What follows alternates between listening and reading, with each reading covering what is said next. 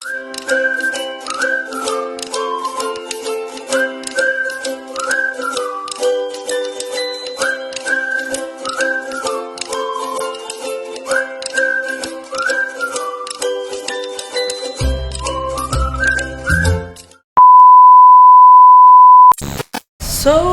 good morning everyone. Good morning mga kakiti. Good morning, Sarah. Sayo pa kayo, nanigarilyo ng bayot. So, ayan, punta kami ng palengke. Marami kaming gagawin sa palengke. Hindi kami natuloy sa Alamada, mga langga ng madaling araw, siguro mamaya pa. I-set muna namin ang aming lakad. So,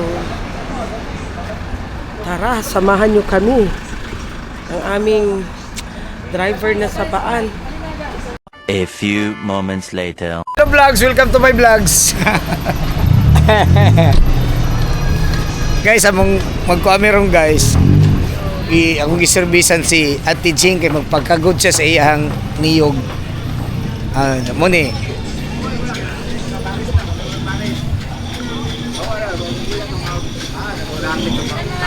Ha? Nung saan ka?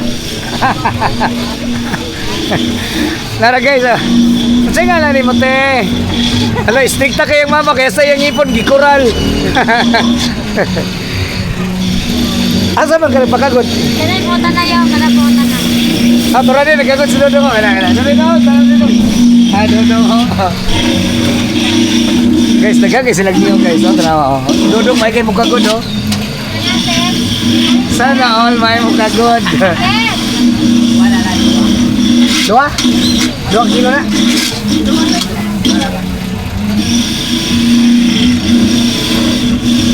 Kasi ang titig guys.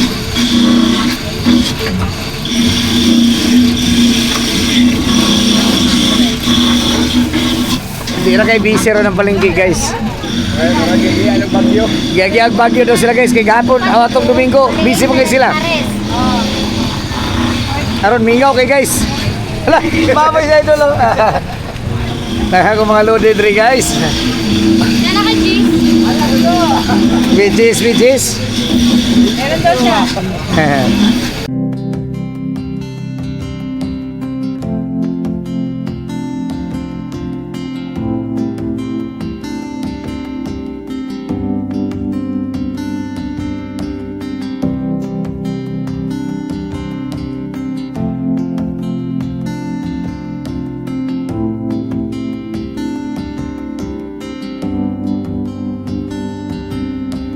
I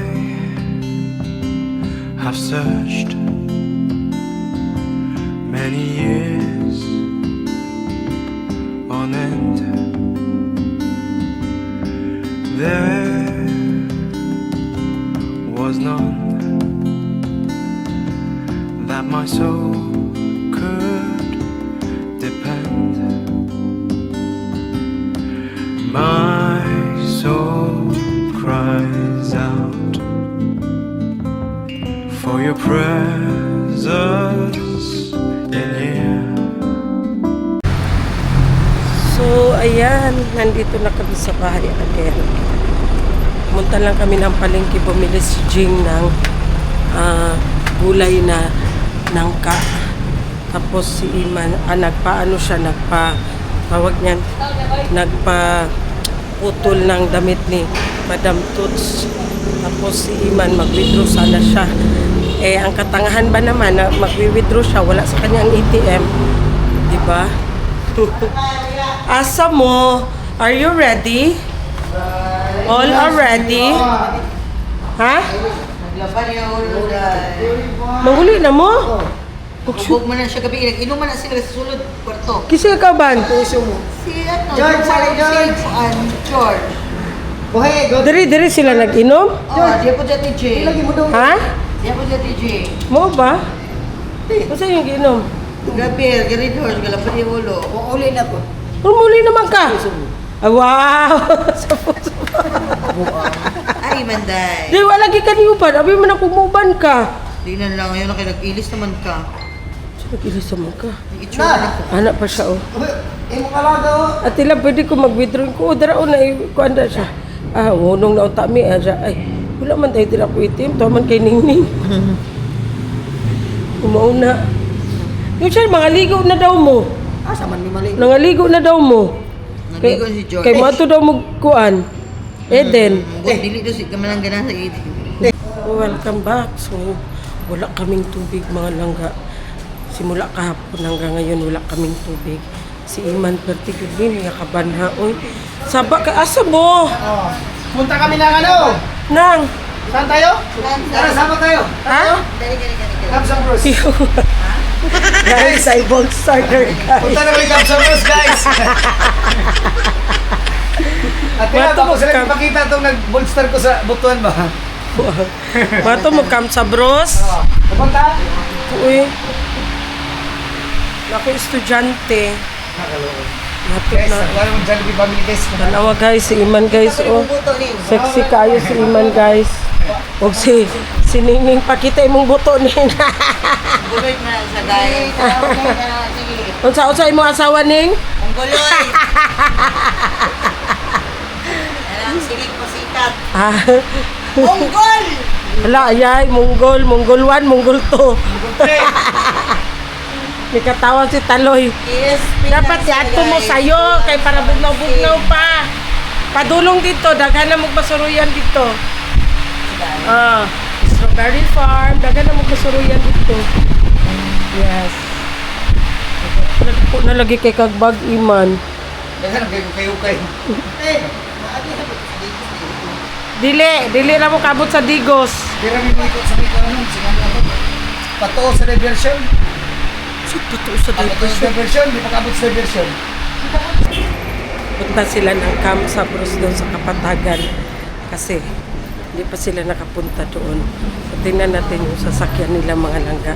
Sasakyan nila is ano lang siya, kotse. Kotse siya, kawawa masyado ang kotse mga langga. Oy. Ang ingay nila. Tingnan natin ang ano ng sasakyan nila tapos yung sasakay mga Jollibee ba yan, no? Asa sila? Atoro, si Cutie ug si Black Nose. Ayan. Ay, dalawa tayo si Black Nose. Sakay na. O, sakay na, guys. Si Black Nose eh. Ha? Black Nose ang ina, yung cutie. Ayun na sila. O, si Cutie. O, to asa, kuan. Okay, sakay na. Bye. Ingat kayo. Enjoy. Enjoy.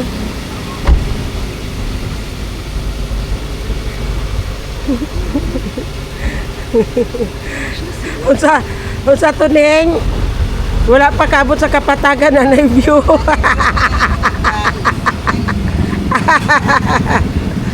Ay, ginoo. Pagkuan na lang Iman pag usay tawag ana. Pag ways. Sa kaon ba ya dito nya ana oh.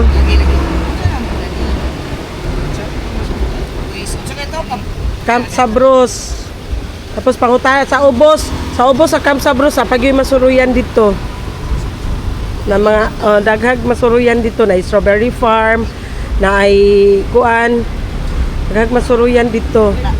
Tayo mangko farm mo. Dapat tayo ma-withdraw dito.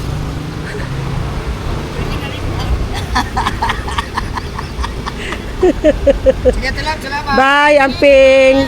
Bye. Bye. Sa pagi-pagi mo yung bago-playan, di na miyagi. Dili oh. Ayan na nga, nakaalis na sila Iman mga langga. Wala na ang bahay. Mingaw. Mingaw na. So ngayon mga langga, meron ako sasabihin sa inyo yung about sa humihingi ng tulong kay Madam Toots. Kasi nga, di ba, gaya ng sabi ko previously na nung pandemic nagkaroon ng parang isang page si Madam Toots kasi nung pandemic nga suporta si Madam Toots sa mga na-stranded na pasahero doon sa airport. Mga 50 plus man to yung yung ginapakaon hatdan sa una sa Sarno. Mapila to katao yung ginahatdan ganit sa una? sa airport katong pandemic. Kinapakaon ni Madam. Mapila to jud ka estimated jud to nga tao. Oh, ha? Hapit 500 ay ito? Sus, Ginoo ko. Yung sinasabi ko 50 lang pala. Yun pala 500 pala, almost 500 na mga tao ang ginaprovide ni Madam Toots ng pagkain ng pandemic. So, kahit hindi pwede lumabas doon kasi that time, during pandemic, nasa Maynila sila. So, nandito ako sa Davao. Sila nasa Maynila. Sila Sara, sila Junil, yung ibang mga team Sirok dati. So, dito ako sa Davao. Nung nandoon sila sa Maynila, syempre, di ba, during pandemic, bawal man yun siya maglabas. Ang nangyari is, meron kaming pamangkin na isa na stranded doon sa airport. Tapos humingi siya ng tulong kasi parang nag-chat siya sa akin, nag-chat siya kay Sis Swissa, nag-chat siya sa amin, mga tita niya, sabi niya, tita, nandito ako sa airport, ganyan, na-stranded kami dito sa airport. Kaya yun, nalaman namin na marami pala sila ang na-stranded doon sa airport. So naawa si Madam Toots. Ang ginawa ni Madam Toots is, sabi niya, kasi hinatiran niya yung pamangkin namin ng pagkain. Supposed to be i-rescue niya. Tapos, hindi naman pala pwede basta-basta sila makuha doon sa airport kasi nga kailangan pa quarantine. So, marami pang proseso that time.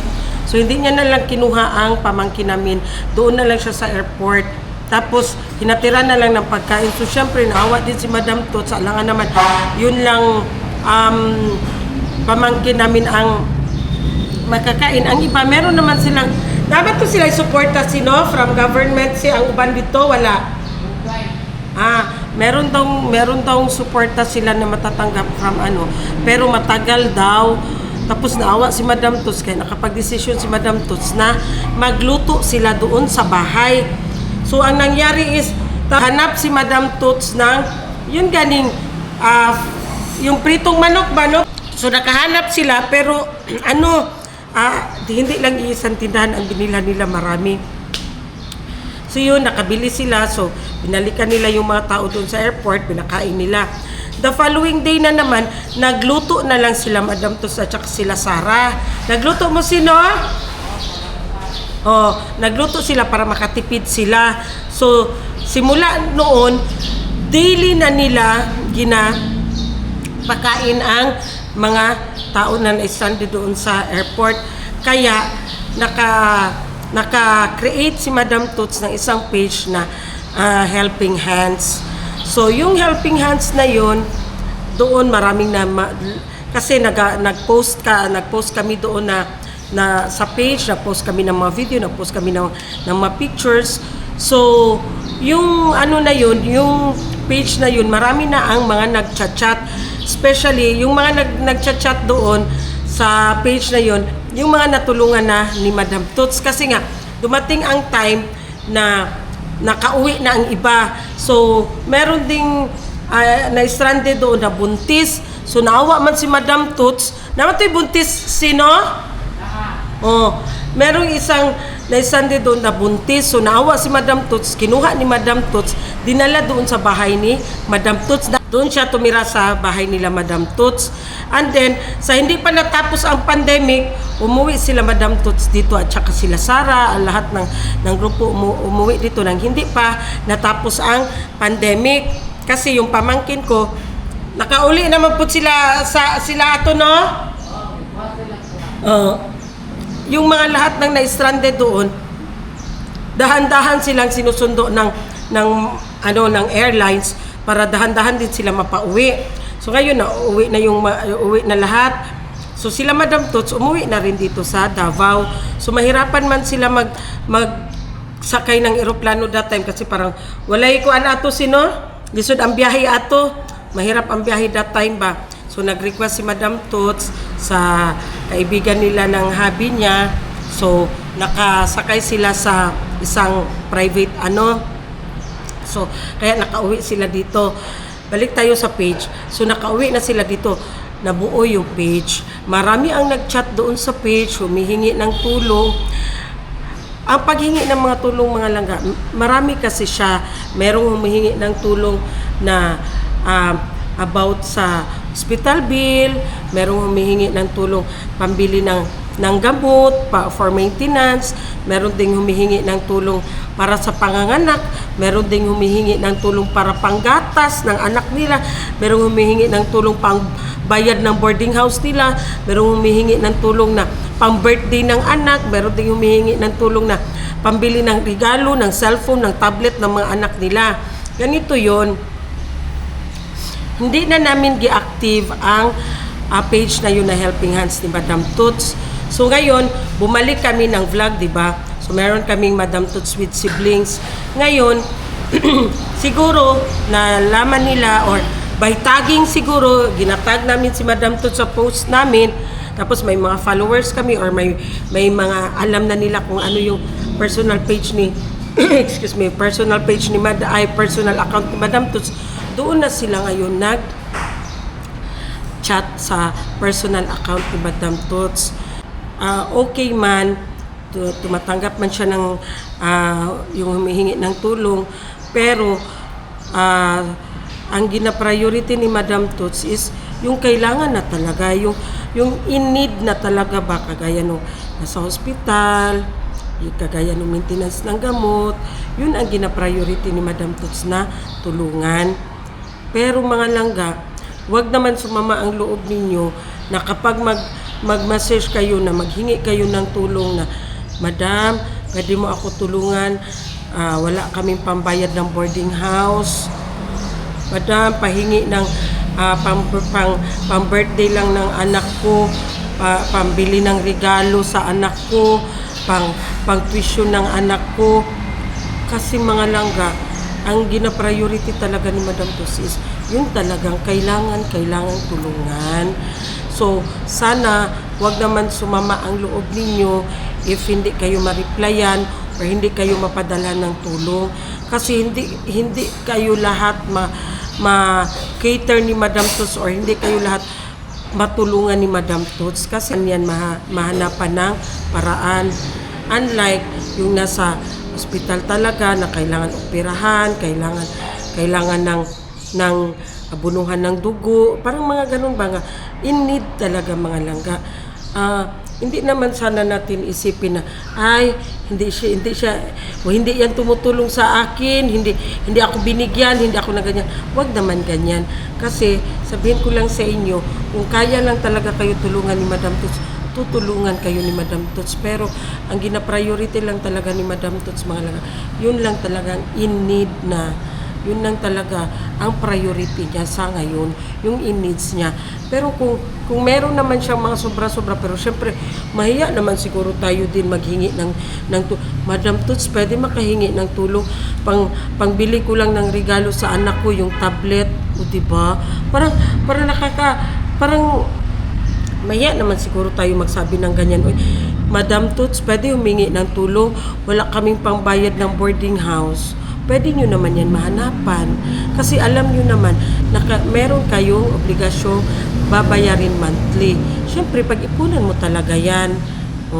Wag naman sana sumama ang loob yung mga langga kung hindi kayo matulungan ni Madam Toots. Humihingi ng ganyan. Madam Toots, pwede humingi.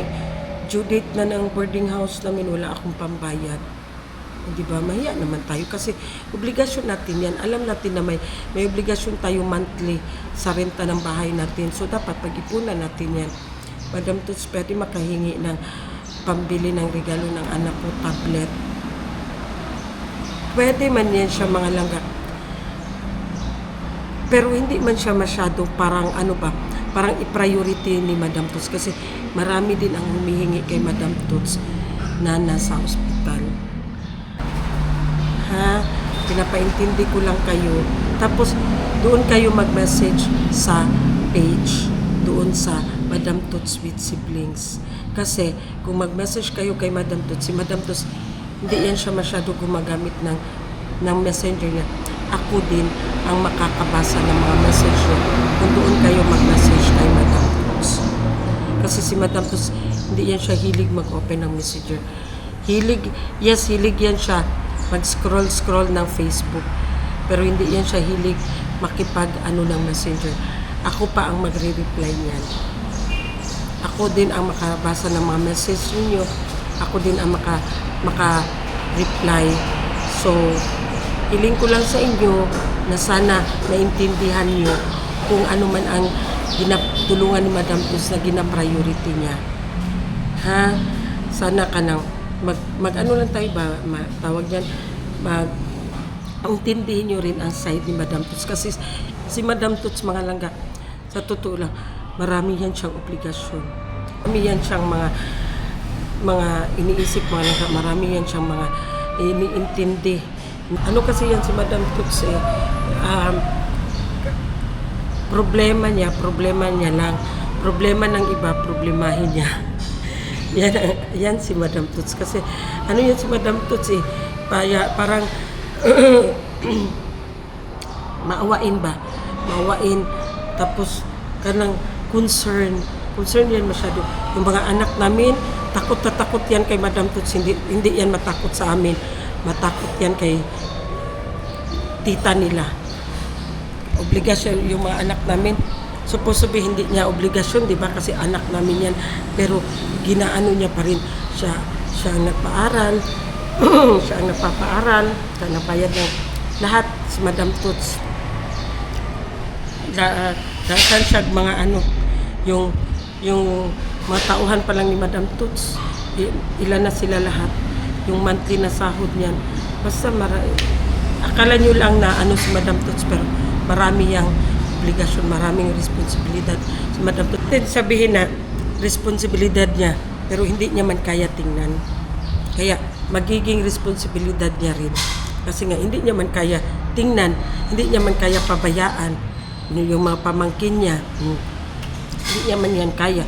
Kagaya ng anak ko, sa tuition ng anak ko si Madam Tus. During school days, during enrollment, syempre ang mga anak namin ni si Swing, ni ako, kasi mga maliliit na elementary, so nasa public school lang, so wala siyang tuition, wala siyang ano. Pero during na mga requirements, uniform, shoes, all na talaga kailangan sa school, si Madam Tus ang bumibili. Yes. Tapos sa college ko, meron akong college, si Madam Tus. Ang sa akin is allowance. Si Madam Tus ang sa tuition, ang sa mga babayarin na mga parang pag hindi ko kaya, doon ako maghingi ng rescue kay Madam Tus. Hanggang ganun, maraming obligasyon si Madam Tus. So, humihingi ako ng ano sa inyo, dispensa, na sana wag naman sumama ang loob ninyo pag hindi kayo matulungan ni Madam Tus. Kasi, gaya ng sinasabi ko, ang gina-priority ni Madam Tus, yung in need lang talaga. Ha? Sana maintindihan nyo kami, sana wag sumama ang loob ninyo.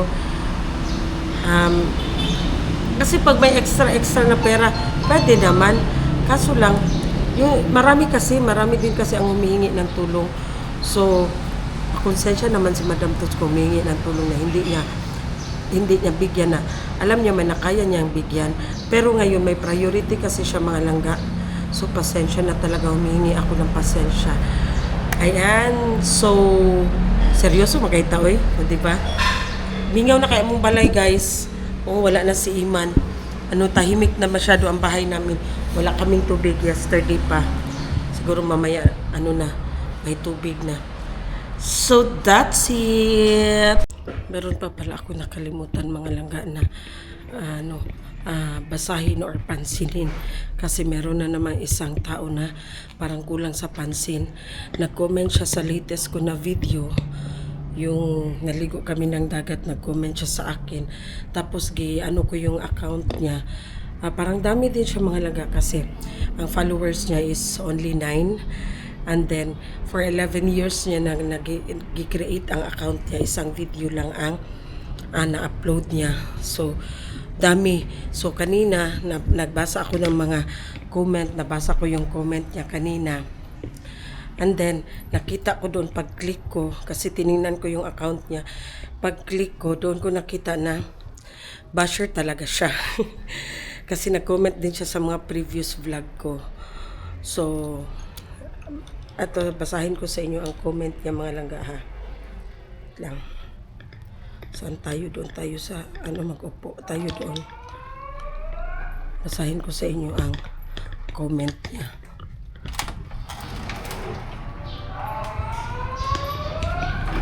Kasi, na naman siya kulang na naman siya sa pansin. Tapos na talaga ako sa isang comment niya. Kasi nga, galawin nyo na lahat. Tirahin nyo na lahat. Wag nyo lang idamay ang anak ko.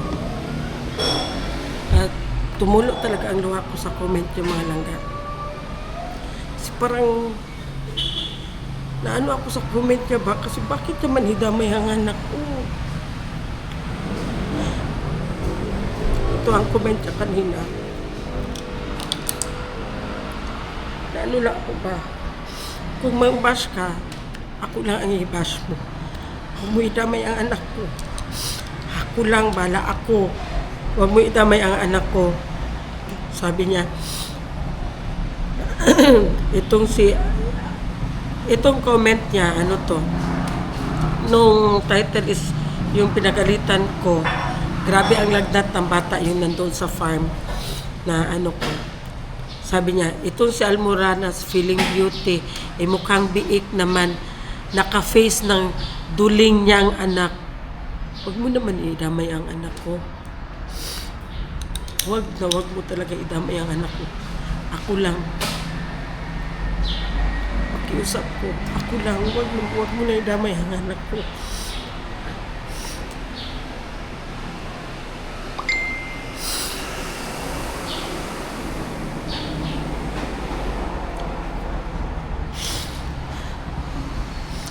Pagdating talaga sa mga anak ko,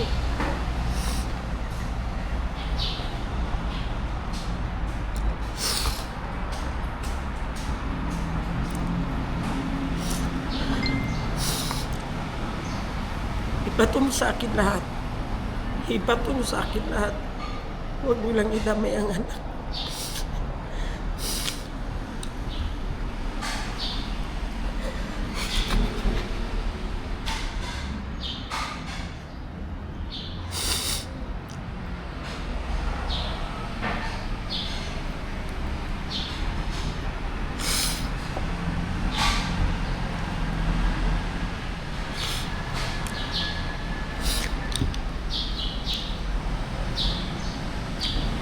Tapos may iba pa siyang comment dito.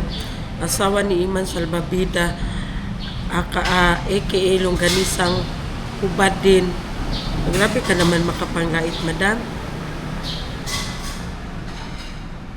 Ito ang niya. Ito ang account niya. 11 years niya nang ginawa ang account na ito. Tapos 9 subscriber lang siya, tapos isang video lang din, niya. Alam ko to parang tawag niyan, basher talaga siya. Pero, isa lang talaga ang hiling ko. Batuhin niyo na ako lahat. Lahat ibato niyo sa akin, lahat niyo sa akin, huwag niyo lang idamay ang anak ko. Yes, ganyan ang totoo. Manukod si Zian, pero wag mo naman laitin. Bata yan. Ibato nyo na sa akin lahat, wag nyo lang idamay ang anak ko. Yan lang talaga masasabi ko sa inyo. Bata yan.